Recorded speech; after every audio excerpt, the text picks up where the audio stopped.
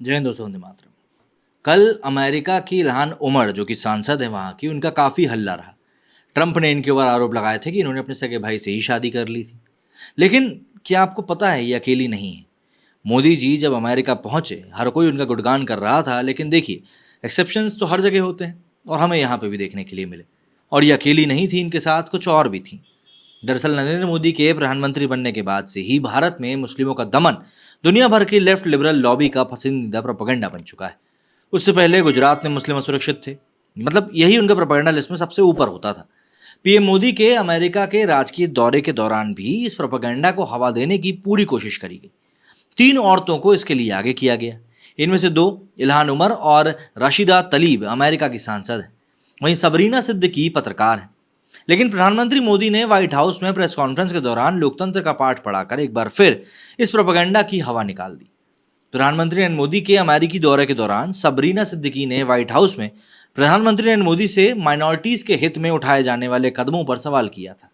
Sabrina ने पूछा था कि आप और आपकी सरकार अपने देश में मुसलमानों और अन्य माइनॉरिटीज के अधिकारों के सुधार करने और अभिव्यक्ति की स्वतंत्रता को बनाए रखने के लिए क्या कदम उठाने के लिए तैयार है। इस पर मोदी जी ने उसे करारा जवाब देते हुए उन्हें भारतीय लोकतंत्र का मतलब समझाया था और कहा था कि भारत किसी के धर्म, जाति, रंग, लिंग को देखकर कभी भेदभाव नहीं करता। प्रधानमंत्री नरेंद्र मोदी से माइनॉरिटीज पर सवाल करने वाली Sabrina Siddiqui wall street journal की जर्नलिस्ट हैं। वे अमेरिका की हाई प्रोफाइल मुस्लिम अमेरिकनों में से एक हैं। वॉशिंगटन डीसी में वो वॉल स्ट्रीट जर्नल की ओर से व्हाइट हाउस की रिपोर्टिंग करती हैं। इसे अमेरिका में पत्रकारिता क्षेत्र की सबसे खास बीट माना जाता है। इससे पहले उन्होंने 2019 में गार्जियंस के लिए काम करते हुए व्हाइट हाउस पर रिपोर्टिंग करी थी। मौजूदा जानकारी के अनुसार उन्होंने नॉर्थ वेस्टर्न यूनिवर्सिटी से ग्रेजुएशन की पढ़ाई करी है और प्रेजेंट में वॉशिंगटन में ही अपने शौहर अली जाफरी के साथ रहती हैं। उनके अब्बा का नाम जमील है, जो पैदा भारत में हुए लेकिन पले बढ़े पाकिस्तान में। सबरीना की अम्मी भी पाकिस्तान की। कश्मीर के खिलाफ प्रोपेगेंडा फैलाने वालों के क्रम में सबरीना पीछे नहीं। साल 2019 में जब कश्मीर से धारा 370 हटा था, तब उस समय भी सबरीना ने इस मुद्दे को ट्रंप के आगे उठा दिया था।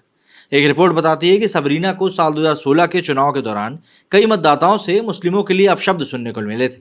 इसी के बाद उन्हें अपनी मुस्लिम पहचान का एहसास हो गया था।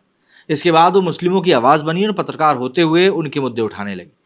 प्रधानमंत्री के आगे भी सबरीना ने इसी दशा में काम किया और पूछा। हालांकि प्रधानमंत्री ने करारा जवाब दिया और सोशल मीडिया पर लोग एक तरफा पत्रकारिता पर सवाल उठाने लगे सो अलग। लोगों ने सबरीना से कहा कि जिस तरह से व्हाइट हाउस में भारतीय लोकतंत्र पर प्रधानमंत्री से सवाल किया गया, क्या इस तरह का सवाल कभी किसी मुस्लिम देश के राष्ट्रपति या प्रधानमंत्री से किया गया कि वहां पर अल्पसंख्यकों की हालत क्या है। अगर हम लोग राशिदा तलीब के बारे में बात करें तो पीएम के अमेरिकी दौरे को महिला सांसद राशिदा तलीब ने शर्मनाक कहा था, जबकि वो खुद आतंकवादियों की हमदर्द है। उनके ऐसे संस्थानों और लोगों के साथ उठना बैठना है जो प्रत्यक्ष या फिर अप्रत्यक्ष रूप से आतंकी संगठनों से जुड़े हैं।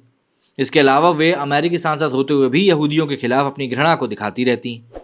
एक बार तो उन्होंने हिटलर द्वारा यहूदियों के नरसंहार पर खुशी मनाने की भी बात कही थी। इसके अलावा कश्मीर विरोध प्रोपेगेंडा का भी प्रचार करने में वो पीछे नहीं रहती। इल्हान उमर, जिनके बारे में हमने कल भी बात करी थी, उनके बारे में भी सुन लीजिए। रशीदा तलीबी की तरह अमेरिका में एक और मुस्लिम महिला सांसद इल्हान उमर ने प्रधानमंत्री नरेंद्र मोदी के भाषणों का बॉयकॉट करने का ऐलान किया, जो कि सोमालिया की मूल निवासी हैं और इस्लाम की जबरदस्त पैरोकार भी हैं। इल्हान वही महिला सांसद हैं जिन्हें तारक फतेह कभी भारत विरोधी कट्टरपंथी कहते थे और जो अपने सगे भाई से शादी करने के कारण पहले भी मीडिया में चर्चा का कारण रह चुकी हैं।